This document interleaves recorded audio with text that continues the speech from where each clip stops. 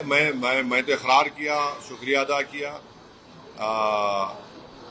हो सकता है कि बहुत सी चीज़ें हैं, मगर एक बात है कि ना सिर्फ बंगाल के मुस्लिम माइनॉरिटीज़ को बल्कि पूरे देश के मुस्लिम माइनॉरिटीज़ को ये सोचना है कि आपने वोट डालने का काम तो किया, मगर आपकी वोट की कीमत क्या है। महाराष्ट्र में यही बात आपसे कही गई थी कि सरकार में आने का है, गवर्नमेंट बनाने का है, नहीं बना सके।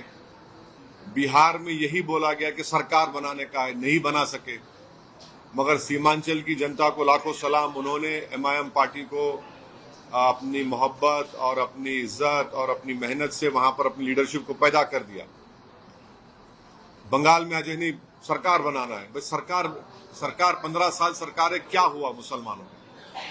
आपने वोट दिया, तब भी बीजेपी वहां पर जीत गई। दिल्ली में ऐसे हुआ, नहीं सरकार बनाने का है, आप नहीं बना पाए, आपने वोट दिया, वहां बीजेपी की सरकार आ गई। मेरा मानना यह है कि यकीनन हमको फासिस्ट और कम्युनल फोर्सेस को रोकना है। इसका हरगिज मतलब ये नहीं निकल सकता कि कोई मुसलमान की पॉलिटिकल लीडरशिप ना बने। आपकी आवाज की जरूरत है। आसाम में देखिए, आसाम में ही बोला गया 50,000 मुसलमानों को हेमंत बिस्व शर्मा की गवर्नमेंट ने उनको अनकॉन्स्टिट्यूशनल इलीगल तरीके से उनको बेघर कर दिया। फिर वहां पर बोला गया सरकार बनाने, क्या सरकार बनाए बताइए?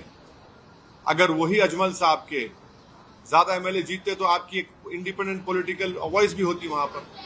तो ये चीज है। के बाद ममता बनर्जी ने कहा कि 100 से ज्यादा सीटों पे धांधली हुई है, तो इसमें आप क्या बोलेंगे?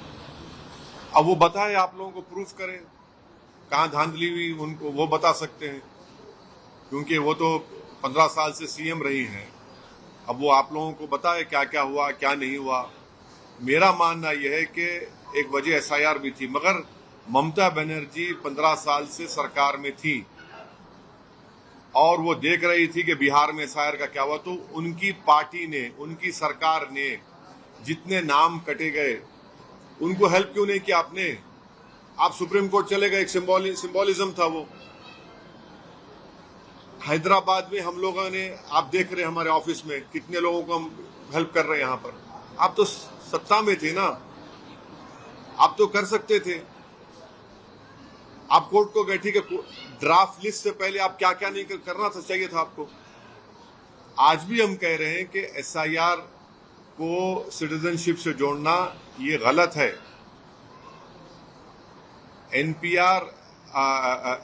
एनसीआर का कानून है जो मिनिस्ट्री ऑफ होम अफेयर्स में आता है।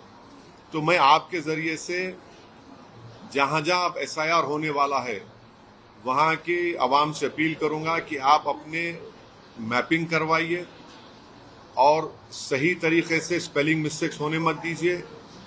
अगर आपका नाम 2002 की वोटर लिस्ट में नहीं है तो आप लोग डॉक्यूमेंट्स बनाइए, बर्थ सर्टिफिकेट है या आपका पासपोर्ट है, जो भी डॉक्यूमेंट्स है। और महाराष्ट्र में और तेलंगाना में तो हमारे हेल्प डेस्क सेंटर्स चल रहे हैं, और 9 तारीख के दिन औरंगाबाद में मैं खुद जा रहा हूं। वहां पर हम लोग जो एक नया सिस्टम जो क्रिएट करें उसका हम लॉन्च करेंगे ताकि वोटर्स को आसानी हो मैपिंग कराने में। उसके बाद देखिए, ड्राफ्ट लिस्ट आने के बाद मुश्किल हो जाता है, और अंडर एस्टिमेट मत करिए। सिर्फ वोट डालने का मसला नहीं है, इसका ताल्लुक आपकी सिटीजनशिप से है। तो ये चीजें हैं। और साथ ही साथ जो मौलाना हमारे बहादुरगंज के हैं, उनकी एक चलती ट्रेन में उनका जो हत्या कर दी गई है, उस सिलसिले में भी मैंने रेलवे मिनिस्टर जनाब अश्विनी वैष्णव साहब को लेटर लिखा है कि वो इसका इंक्वायरी कराए, क्योंकि मौलाना ने की ऑडियो रिकॉर्डिंग है जो वो अपनी वाइफ से बात की है कि उनको लोग में ट्रेन में मार रहे हैं, उनको पीट रहे हैं। और बरेली पुलिस के पास भी कल मरहूम मौलाना की वाइफ गई थी, बेवा गई थी, वो वहाँ के एमआईएम के लीडर्स के साथ। उन्होंने बाद तक कंप्लेन भी दिया, एक एफआईआर भी इशू हुआ।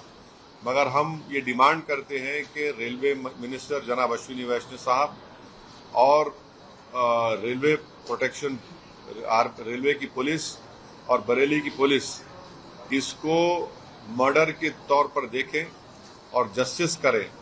ये एक खुली मिसाल है, ये हेट क्राइम है। मौलाना का मर्डर हुआ है ट्रेन में, ये हेट क्राइम है और इसकी इंडिपेंडेंट इन्वेस्टिगेशन होनी चाहिए। और रेलवे पुलिस और रेलवे अथॉरिटीज के पास पूरा रिकॉर्ड होगा कि उस कंपार्टमेंट में जिसमें मौलाना थे कौन कौन पैसेंजर थे उसमें, और उनको अरेस्ट करना चाहिए, इंक्वायरी नहीं चाहिए, सख्त से सजा होनी चाहिए और मौलाना की मौत को रायगा नहीं जाना देना चाहिए। वो उन्होंने जो हरकत की है उनको कानून के जरिए सख्त सजा मिलनी चाहिए, तभी जाकर मौलाना को और उनके मौलाना की वाइफ को, उनके परिवार को जस्टिस मिलेगा।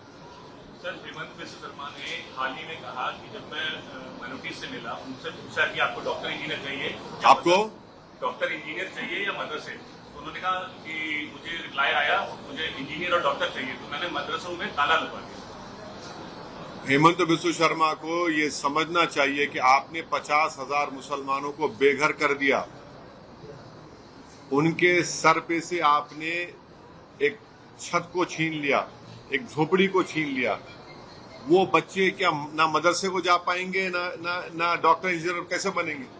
आप उनको डिस्प्लेस कर दिए, आप उनको selective community wise, religion wise target करें। क्या बात कर रहे हैं वो? क्या बोलते हैं वो? इतना हेट्रेड क्यों है उनको?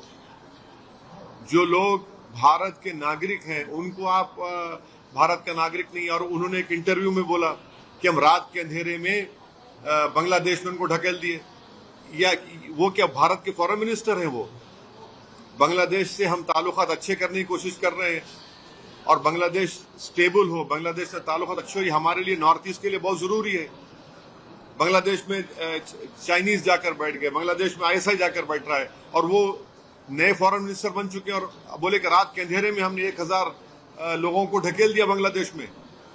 कैसा ढकला आपने? क्या एमएचए ने उसकी इजाजत दी? मिनिस्ट्री ऑफ होम अफेयर्स में कमेटी होती है, वो कमेटी तय करती है, फिर वो फॉरेनर्स ट्रिब्यूनल को जाता, बताए फॉरेनर्स जजमेंट बताए। तो वो तो आर्बिट्रली माने मिनिस्टर ऑफ एक्सटर्नल अफेयर्स भी हो चुके हैं, एमएचए का रोल भी अदा कर रहे हैं और उससे हमारे भारत के बांग्लादेश के ताल्लुक खराब हो रहे हैं। तो ये सिर्फ डिस्क्रिमिनेशन और हेट्रेड के ऊपर ये काम कर रहे हैं वो।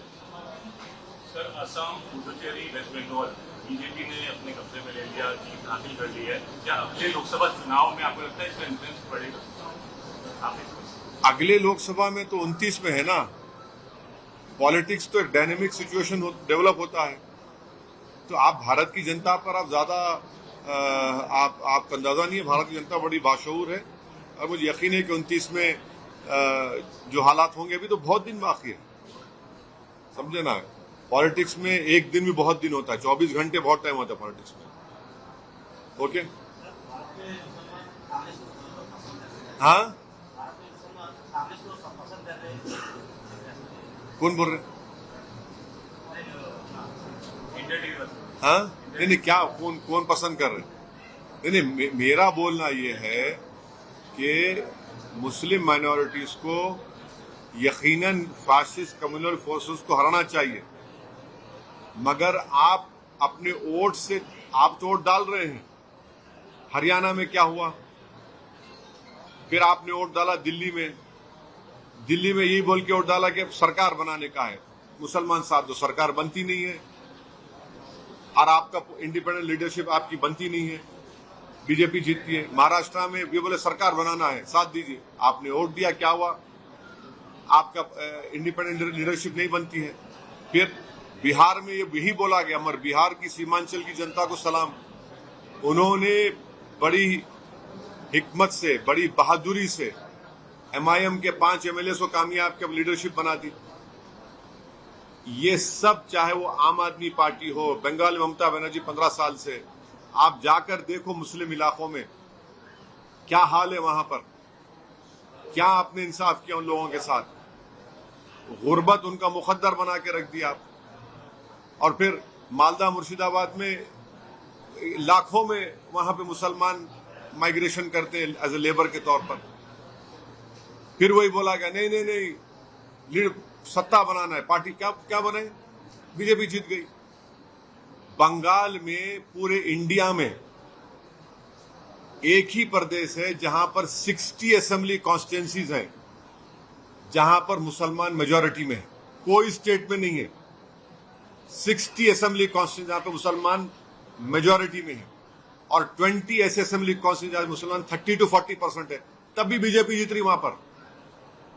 लोग मुझ पे बहुत उंगलियां उठाते, आजकल बहुत से लोग हो गए जो खाली घर में बैठ के एक आर्टिकल लिखते, 1 मिनट का 2 मिनट यूट्यूब बनाते, जमीन पे ले जाते हैं लोग। और यही लोग दुश्मन है मुसलमानों के, जो नहीं देख रहे इन चीजों को, जो ये समझते नहीं मुस्लिम लीडरशिप को खाली वोट। अरे वोट डालने वाले कब तक बनेंगे मुसलमान? सिटीजन विद राइट्स नहीं बनेंगे। बताइए, आज आप दारुसलाम में बैठे हैं, यहां पर 1000 लोग बैठे हुए, 1 महीने से एसआईआर का काम चल रहा है। बंगाल में क्या टीएमसी ने क्या काम, ये कोर्ट को गए, अरे आप करना था। महाराष्ट्र में जाइए, औरंगाबाद में देखिए, मैं 9 तारीख को जा रहा हूं, वहां पे काम चल रहा है। 60 मुस्लिम मेजोरिटी कॉन्स्टिट्यूंसीज हैं, एडिशनल और एक 2022 है जहां पर 30 to 40% मुसलमान है। क्या हो रहा भाई? फिर इतना सोशियो इकोनॉमिक इंडिकेटर खराब क्यों वहां पर? 15 साल से तो सरकार है ना, क्या किया आपने? नहीं, सत्ता में आना है, सत्ता में आना है तो आपका क्या फायदा हो रहा? आपका फायदा हो रहा, मुसलमान का क्या हो रहा? आप तो वोटर कैसे ट्रीट कर रहे हो उनको? पिछले साल कलकत्ता हाईकोर्ट ने 5 लाख ओबीसी सर्टिफिकेट कैंसिल किया, उसमें 3 लाख तो मुसलमान के कास्ट सर्टिफिकेट थे। वो लॉस नहीं है मुसलमानों को। तो ये चीजों को देखना पड़ेगा। यकीनन मेरी बातों से बहुत से लोग मुत्तफिक नहीं होंगे और वही लोग चौधरी बनकर नुकसान पहुंचाना चाह रहे हैं। इंडिपेंडेंट पॉलिटिकल लीडरशिप होगी, आपकी आवाज होगी, आपके लिए लड़ने वाला होगा, आपके आंसू को कोई समझने वाला होगा, आपके ख्वाबों को पूरा करने वाला। आप तो सिर्फ वोट डाल के बैठ जा रहे। ममता बनर्जी ने एक बार सही कहा था, मुझे दूधल गाय है, मैंने दूध देने वाली गाय, यही हाल हो गया। एसआईआर के बारे में भी लोग ये बोल रहे हैं कि एसआईआर होने के बाद एसआईआर को फिर सीएए एनआरसी से जोड़ा जाएगा नेशनलिटी के लिए। अभी तो ये सिटीजनशिप का टेस्ट हो गया जो नहीं है। मैंने पार्लियामेंट में भी कहा था कि एसआईआर को आप सिटीजनशिप से जोड़कर ये गलत कर रहे हैं। ये सुप्रीम कोर्ट के जजमेंट के खिलाफ है, क्योंकि मिनिस्ट्री ऑफ होम अफेयर्स तय करती सिटीजनशिप को, उसके एनपीआर एनआरसी के रूल्स भी हैं, मगर इसको आप जोड़ रहे। तो इसीलिए इस एसआईआर में सबकी तवज्जो बहुत जरूरी है। ये सिर्फ वोट डालने का मसला नहीं है, ये आपकी सिटीजनशिप को बरकरार रखने का मसला है। और हम उम्मीद करते हैं कि तेलंगाना की रेवंत रेड्डी की गवर्नमेंट भी इसको सीरियस लेंगी। ममता बनर्जी के कॉन्स्टिट्यूंसी में भी एसआईआर हुआ, समझे, स्टालिन के कॉन्स्टिट्यूंसी में भी एसआईआर हुआ, और क्या हुआ? दोनों हार गए। तो इसीलिए ये गवर्नमेंट को, अब यहाँ की स्टेट गवर्नमेंट भी देख ले उस चीजों को। राहुल गांधी का अभी जो ट्वीट आया था, आसाम और बंगाल इलेक्शन को बीजेपी ने इसी की मदद से चुरा लिया। अब उनके उस पर मैं कैसे, मैं इतना तो बोलूंगा कि अगर आसाम में अजमल साहब के और मेरे ख्याल से आराम से 6 से 7 एमएलए जीत सकते थे, मगर वही पुरानी बात सरकार बनाने का। अबे सरकार नहीं बना सकते भाई तुम लोग, तुम मासूम मुसलमानों को धोखा दे रहे हो, सिर्फ वोट हासिल कर रहे हो। नुकसान किसको होगा आसाम में? अब 50,000 तो निकाल दिए, बेघर हो गए। अगर एआईयूडीएफ के ज्यादा एमएलए जीतते, आपकी ताकत दिखती थी ना वहां पर। देखिए, मरने के बाद मेरी खबर पे आके फूल चढ़ाना मेरे से मोहब्बत नहीं है, मुझे बचाना मेरी मोहब्बत की निशानी है। मेरे मरने के बाद खबर पे आके फूल चढ़ा रहे हो, बड़ा हमदर्द नहीं भाई, मुझे जिंदा रखो आप। और जिंदा रहने के लिए आपको अपने पॉलिटिकल रिप्रेजेंटेटिव और वॉइस की जरूरत है, आपकी लीडरशिप की जरूरत है जो आपकी होनी चाहिए। आप सिर्फ वोट डालने वाले बन गए। नहीं, अरे कितने बार हराएंगे? पंडित नेहरू के जमाने से लेके अब तक मुसलमान सिर्फ फिरका परस्ती के खिलाफ ही वोट दे रहा है ना। ये कम्युनिटी को आपने क्या डेवलपमेंट किया बताओ मेरे को। आप लोगों को मालूम कि बंगाल में पंडित नेहरू जब प्राइम मिनिस्टर थे, 1962 दिसंबर में श्रीनगर में हजरत बल में रसूलुल्लाह सल्लल्लाहु अलैहि वसल्लम का बाल मुबारक चोरी हो गया, पूरे मुल्क में राइट्स हुआ। 63 जनवरी में 8 लाख मौजूदा बंगाल के मुसलमानों को उस वक्त ईस्ट पाकिस्तान में ढकेल दिया गया। हमारी पार्टी का ये मानना है कि यकीनन आप कम्युनल फोर्सेस को हराइए, मगर अपनी पॉलिटिकल लीडरशिप को बनाइए ताकि आपकी इनजस्टिस के खिलाफ, आपकी आवाज के खिलाफ कोई लड़ सके। आप दूसरों को वोट डाल रहे हैं, फायदा क्या हो रहा है? आपको खाली वोटर बन रहे, आप सिटीजन बनिए, सिटीजन विद राइट्स बनिए, शहरी बनिए, लीडर बनिए, नेता बनिए, अपने मुकद्दर के फैसले करिए। ये समझने की जरूरत है।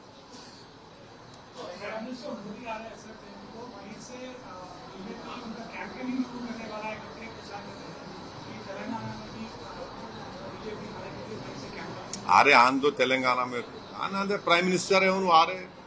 हम उम्मीद करते हैं कि प्राइम मिनिस्टर जब आएंगे हैदराबाद को, वो मेट्रो के पैसे देंगे, जरा मेट्रो के फेज 2 के उसको पैसे देना चाहिए ना भाई, जरा दे, मेट्रो को दे दे आप। थोड़ा हमारा वो जो प्रोजेक्ट्स है उसमें थोड़ा पैसे दीजिए आप। अब जाहिर है मेरे बोलने के बाद हम इतना दिए, तुम एहसान नहीं कर रहे, इतना दिए एहसान नहीं कर रहे। तेलंगाना का पैसा भी गवर्नमेंट ऑफ इंडिया को जाता है। India is A union of states. आप यहां पर भी आप इंसाफ करिए तेलंगाना से। हाँ, सेंसस है, अभी तो हाउस होल्ड सर्वे हो रहा सितंबर तक, फिर उसके बाद उसका दूसरा अलग सर्वे होगा, तो उसमें हिस्सा लेना चाहिए सब। अब से डीडी फ्री डिश की चैनल नंबर 57 पर देखिए न्यूज नेशन।